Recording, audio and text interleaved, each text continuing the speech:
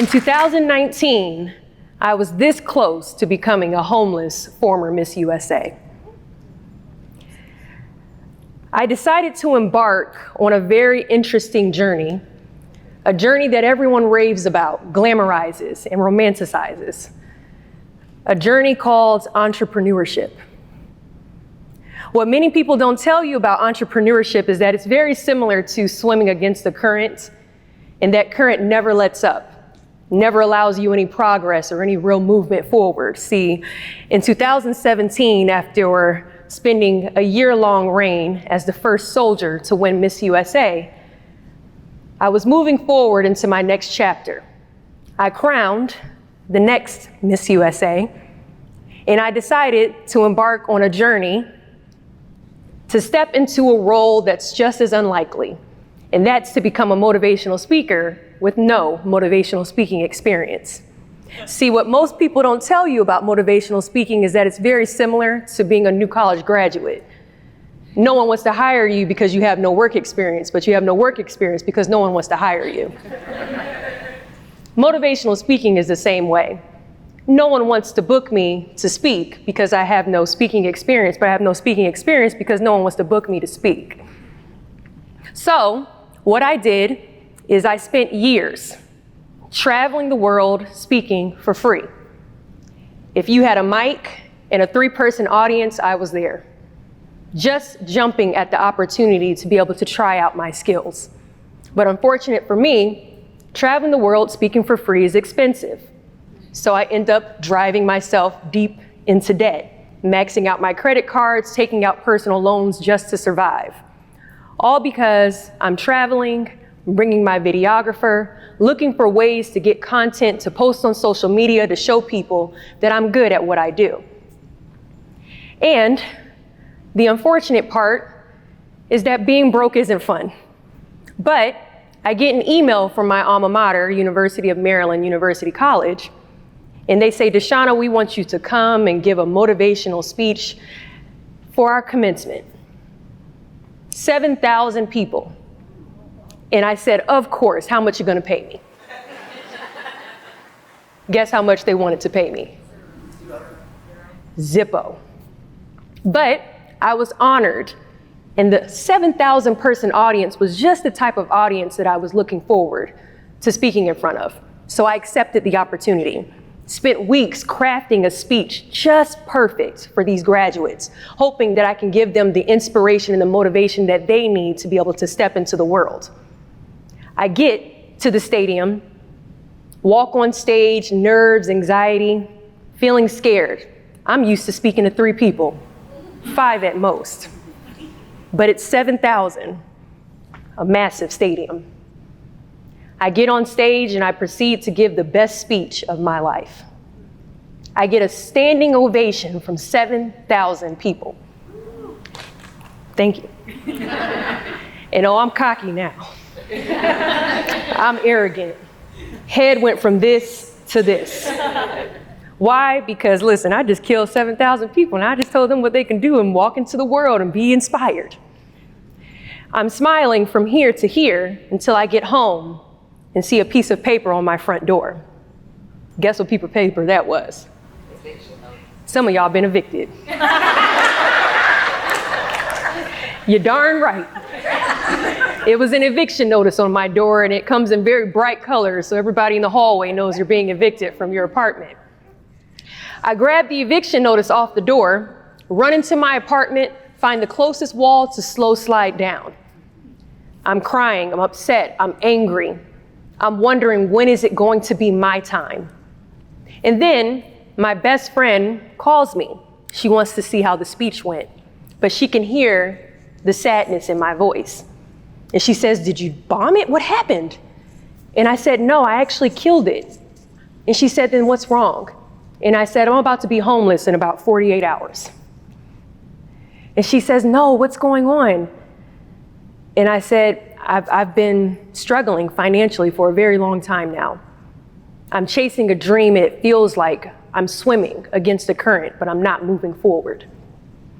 She proceeds to do what best friends do best, And she proceeds to pour into me, pour life into me, tell me how talented I am, how amazing I am, how capable I am of being a speaker.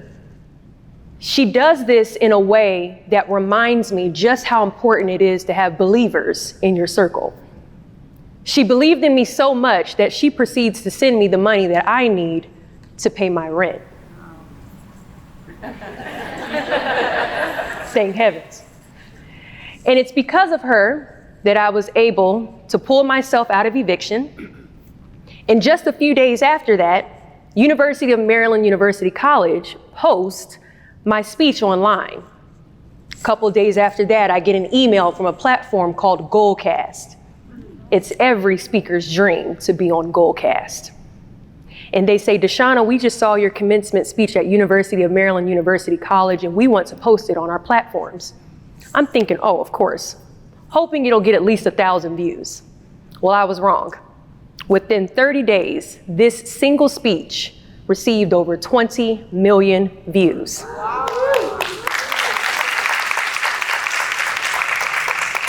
And honey, I've been booked ever since. Contrary to popular belief, success is not something that comes overnight. It doesn't move at Wi-Fi speed. We can't take our dreams and place it in an air fryer and think that we can pull it out 5 minutes later and the dream comes to fruition. That's not how this works. Technology has conditioned us to believe that success is easy. Social media has shown the world's highlight reels, and we think that if I say I want this, within a week it comes to fruition. That's not how success works, nor is it how dream chasing works. What we need when we're chasing our dreams is we need to test our endurance. I use a metaphor called holding your hand on the doorknob of opportunity and refusing to let go until this door chooses to open for us. See, I've tested the grip that I have on this doorknob. I've tested my ability to grip devotion, grip faith, grip discipline and commitment, but most importantly, to grip patience. Technology has conditioned our generation to believe that things move at Wi-Fi speed, but they don't. It's a slow process. And the reason why so many people don't actually access success is because they give up entirely too soon. See, they think that if it's hard, then that's an indicator to me that I'm supposed to let it go, that it's not supposed to happen. But that's not the truth. See, failure is a prerequisite to success. You can't have one without the other. If you choose to move through a journey towards your dreams, the question is, how committed are you to them? How long are you willing to wait? See, people place time limits on how long their commitment will extend to. I'm willing to wait decades now. I recognize that just because it hasn't happened doesn't mean it isn't brewing. I sit in what I call a waiting room, waiting for my success to come to fruition. I say to myself, I'm waiting for my name to finally be called, but don't worry. This waiting room is not me relaxing. This waiting room is not me being complacent. This waiting room is not me doing nothing. This waiting room is filled with me developing, creating, networking. That's what I'm doing in the waiting room. Because I know that when my name is finally called to the dream that I've been praying for, that I will have all that I need to not only be able to access my success, but to be able to maintain it. We all know individuals that have received success at quantum speed and they lose it just as fast. The goal is not just to succeed. The goal is to maintain the success that you're asking for. That's the first lesson. And then the final lesson is, how strong is your circle of believers? How strong is your circle of individuals that know your talents and know that you're capable of achieving them? My circle of believers is very small. I know that when my imposter syndrome begins to set in, I know exactly who to call. If I didn't call my best friend that day, or if she didn't call me, and the conversation was with someone else, I may not be standing on the stage today, because maybe they would have told me, yeah, Deshauna, you probably should give up. Maybe this isn't working out for you. But that's why I only call believers, That's why I don't surround myself with doubters. Sometimes people wonder, why do we doubt ourselves? It's because you're surrounded by people that doubt you. The reason why I believe in myself is because I don't allow doubters near me. I don't allow naysayers to speak towards my dreams. I cut them off mid-sentence. I only allow myself to be surrounded by people that believe in me just as much as I believe in them. They're the only people I converse with when things get hard. So when you think about the moments in which you're struggling, wondering whether or not you're capable of something, I want to ask you, who are you calling? And make sure you're calling believers and believers only.